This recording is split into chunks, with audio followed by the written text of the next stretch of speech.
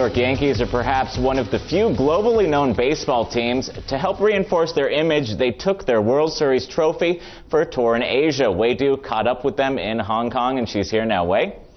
Caleb, the Yankees took their trophy first to Japan. Now, that's their largest fan base in Asia. But then they went to China, where not that many people even know about baseball. But after seeing Houston Rockets' success there with Yao Ming, the Yankees say they have a plan for China, too.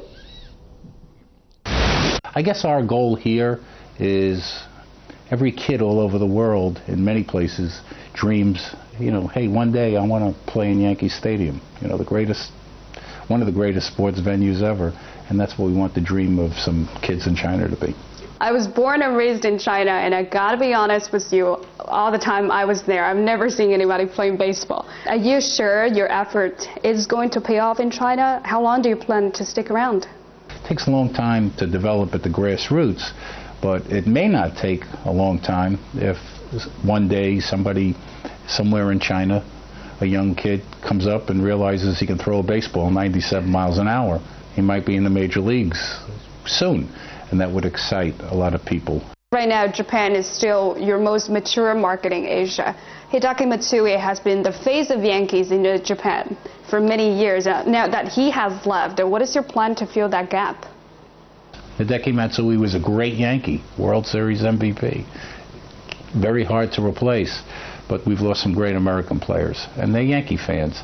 They may live in Japan, but they're Yankee fans, so we think they're still loyal to us. Brian, we know that Johnny Damon didn't get his contract renewed. What is his opportunity right now of returning to the Yankees?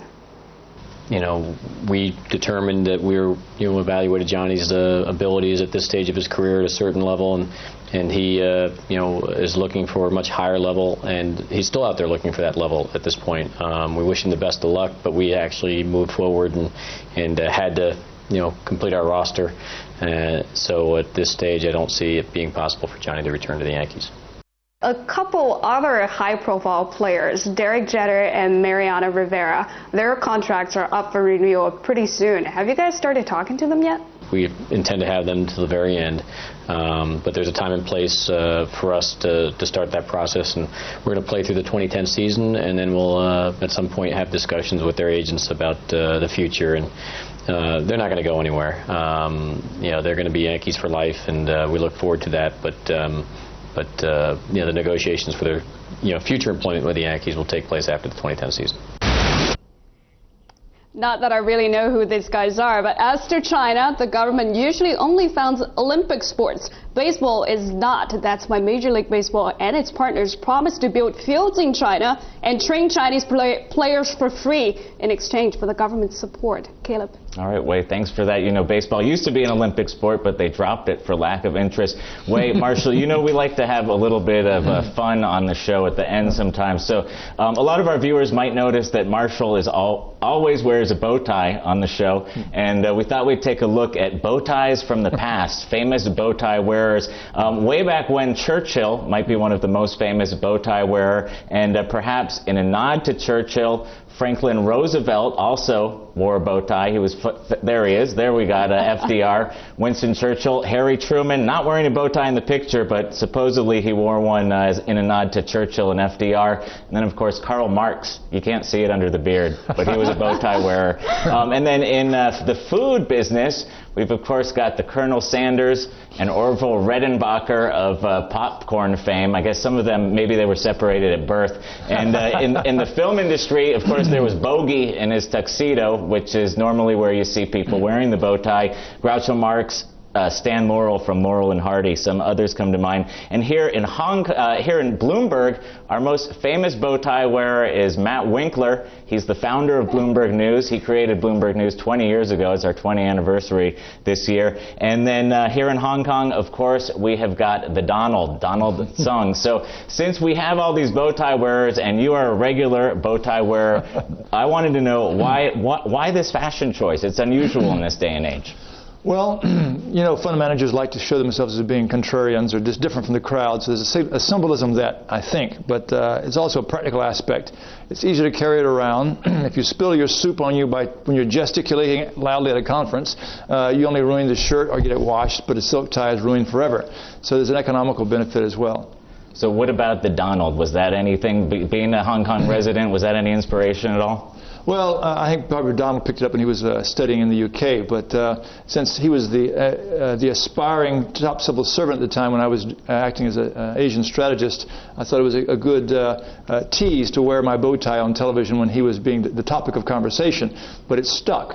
Okay, well, wait, men don't get to make too many fashion decisions, and I guess for women you could wear the neckerchief or a cravat perhaps, but what do you think about ties on men? But that's actually a question. Where did this whole thing come from, ties and bow ties? Was it a rule to just impose eating manners on men?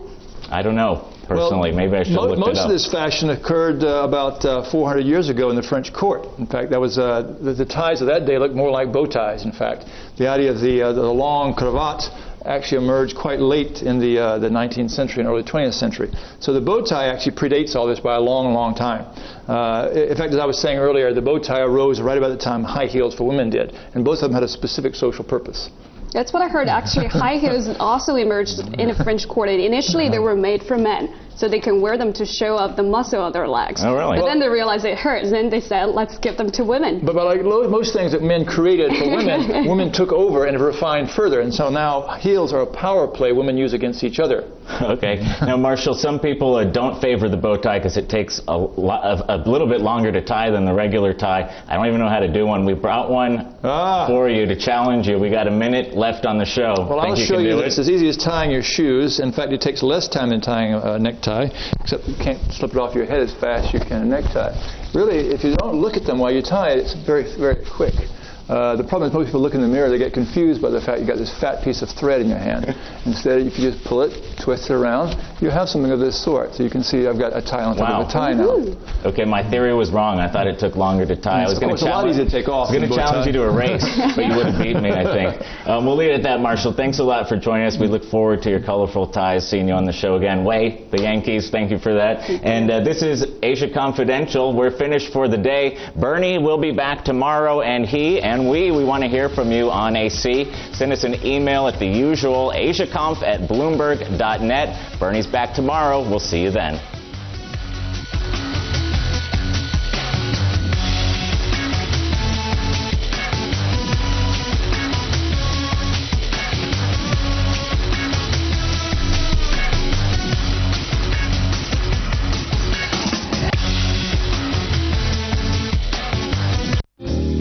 Asia Confidential was brought to you by BNP Paribas, the bank for a changing world.